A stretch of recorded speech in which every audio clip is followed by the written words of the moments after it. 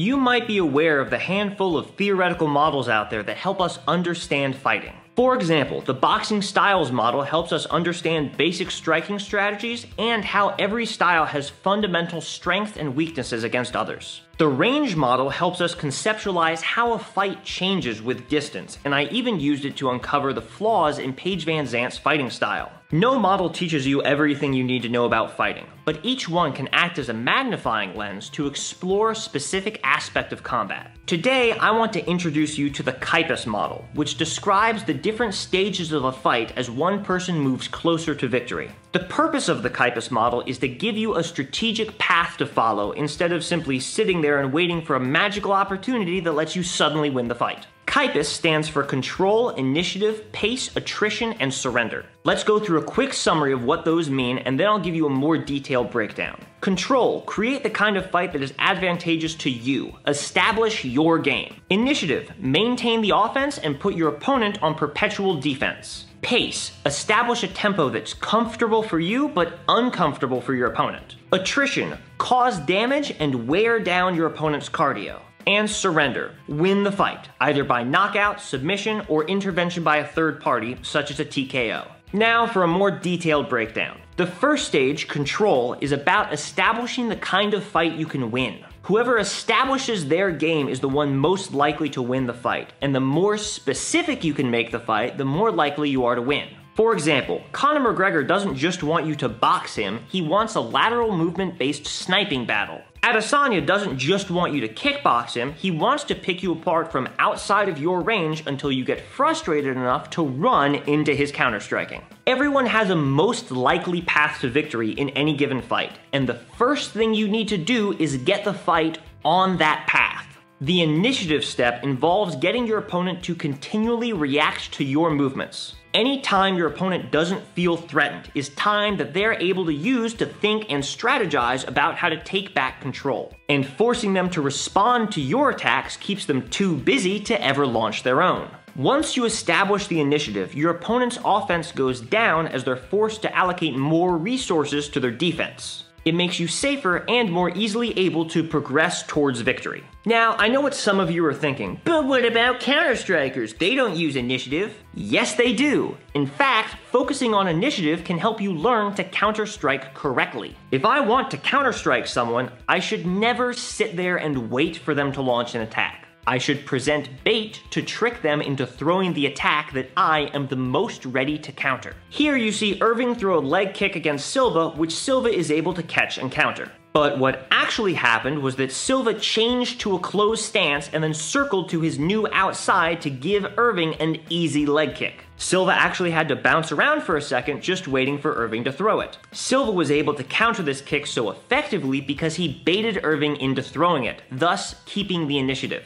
And if your opponent is reacting to the targets that you are presenting, you have the initiative because you are initiating what happens. Once you've established the initiative, your next goal is to set the pace. What pace you set will depend on the fight. If the pace is too fast, you may tire yourself out before you're able to finish the fight. You should set a pace that's slow enough to be maintained, but fast enough to give your opponent minimum time to think. Max Holloway establishes pace by using his otherworldly cardio to set a striking volume that his opponent can almost never match, managing to land 445 strikes against Calvin Kattar. Other fighters like Francis Ngannou might slow the pace down in order to save their energy and pick their moments to explode. It's critical to set a pace that's slow enough to be maintained, but fast enough to not allow your opponent to take the initiative back. Once you've established control, initiative, and pace, now you're ready for the attrition step. This is when you really start to focus on damaging them and wearing out their cardio. The real point of this is to impair their ability to fight. All of your attacks up until this point should have been for the purpose of establishing either control, initiative, or pace. The attrition step is where the goal of the strikes is no longer to establish something, but they are now to cause damage. The more time your opponent spends getting attrited, the less likely they are to be able to muster up enough energy to turn the tables on you. Staying in someone else's attrition step for too long is actually a common mistake in even the highest levels of MMA. When Dustin Poirier was taken down by Charles Oliveira, Poirier seemed content to stay in bottom guard and wait for the next round. However, when the next round came, Oliveira had managed to inflict enough damage that Poirier's chances of victory had been severely diminished. McGregor made the same mistake against Khabib, as holding guard and waiting for the bell to reset them was explicitly part of his game plan. However, he later publicly regretted allowing Khabib to maintain top position for so long. Before the attrition step, every attack should serve the purpose of furthering your progression through the steps. Obviously, throwing a punch as soon as the fight starts is fine, and if it does damage, great.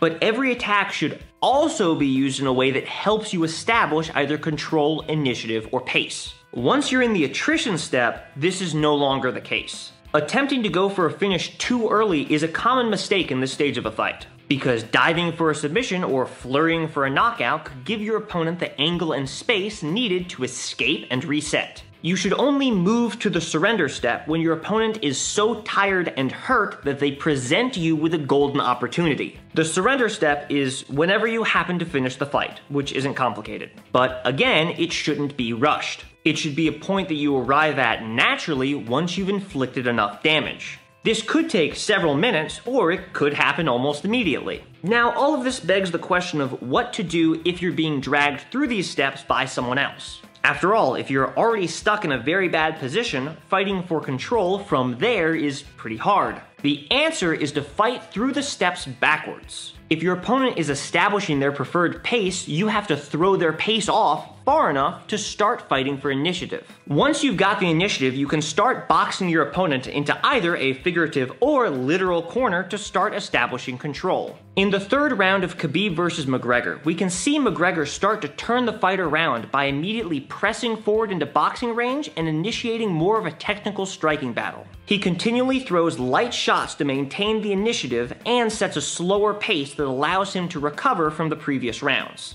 When Khabib attempts to take control with a sudden takedown in the middle of the octagon, McGregor stuffs it and punishes him with strikes. Khabib then realizes that he has to work backwards through the steps. Learning quickly, Khabib then presses forward into McGregor and sets a pace that a fatigued McGregor isn't comfortable with. This quickened pace allows Khabib to start battling for initiative and gets McGregor to react to his strikes. He then builds off of this by throwing a takedown that pushes McGregor against the fence. If you know anything about Khabib's fighting style, you'll know that he is just taking control of the fight. In response, McGregor immediately seizes the initiative first by hand fighting and throwing short knees. Khabib having to respond gives McGregor enough time to create space and re-establish a striking battle. Viewed through the lens of the C.I.P.A.S model, this is an example of two masters battling back and forth through the various stages. It's also a good example of how turning the tides of a fight involves working backwards through the model. Once you work all the way back, you're able to take control by initiating a new kind of exchange. Then you start working through the steps forward like normal. Now, the C.I.P.A.S model makes it sound like fights have to go through a lot of steps and that quick victories are somehow antagonistic to the model. However, that's not necessarily the case. When Masvidal fought Askren, he wanted a violent striking exchange, which he created by literally sprinting directly at him.